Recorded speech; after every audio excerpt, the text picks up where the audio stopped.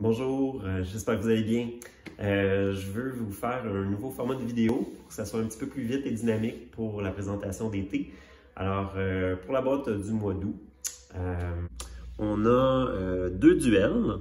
On a le duel du thé vert, qui sont les deux issus du cultivar Baillé. Alors, vous avez le Anjibaicha qui est un grand cru bien connu. La nouvelle récolte qui est arrivée il n'y a pas longtemps, super bonne cette année, versus la nouvelle récolte du Wiming Baillé qui n'est même pas encore sortie dans les pots en boutique. Donc, même cultivar, transformation en roulage différent, en aiguille de pin, en torsade pour le Wiming Baillé, puis deux endroits donc différents, mais le même cultivar, âge d'étayer similaire quand même. Il faut noter.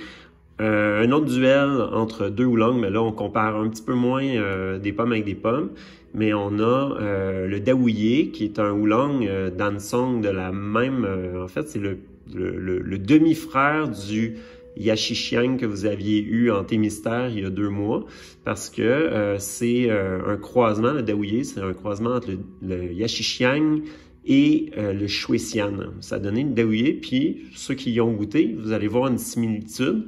On l'a recuit, il date de l'année dernière, on l'a recuit quelques heures avant de le mettre dans la boîte, juste pour lui faire un petit réveil, un petit wake-up call, qu'on compare avec le nouvel arrivage du oolong de Darjeeling, Rohini, qui est vraiment super intéressant. Moi, j'ai jamais trop été convaincu par les oolongs indiens, mais là, on voit vraiment une différence quand même par rapport à un thé noir.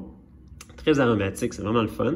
Puis, donc, on compare deux oolongs, un peu le même style, grande feuille, mais avec des arômes totalement différents, terroirs complètement différents. Donc, c'est quand même un duel un peu mollo entre les deux. Moi, j'aime beaucoup ces deux thés-là, alors à redécouvrir pour ceux qui connaissaient le Daouhié avant sa petite cuisson. On vous a mis un autre thé vert japonais.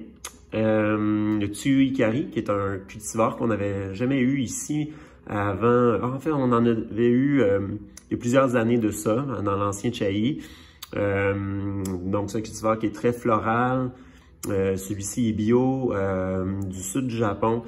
Des notes un peu florales de fleurs de cerisier, très fruitées aussi, vraiment le fun. Donc, nouvelle récolte qui s'est ajoutée à notre sélection.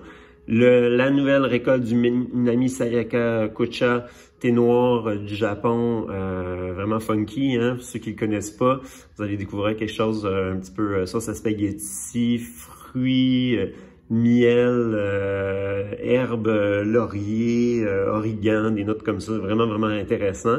Puis c'est un thé qui s'infuse super bien en gaiwan ou en petite théière, ça infuse très bien aussi.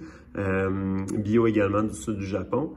Puis, pour ceux qui qui ont été patients les derniers mois à ne pas avoir eu de puère, parce qui adorent ça, donc un petit nouveau venu, c'est un puère chou du millésime 1998, très terreux, il y a vraiment le côté sous-sol, caveau à légumes, il y a vraiment le côté sable sec, tout ça, moi j'aime vraiment beaucoup, c'est vraiment dans une esthétique.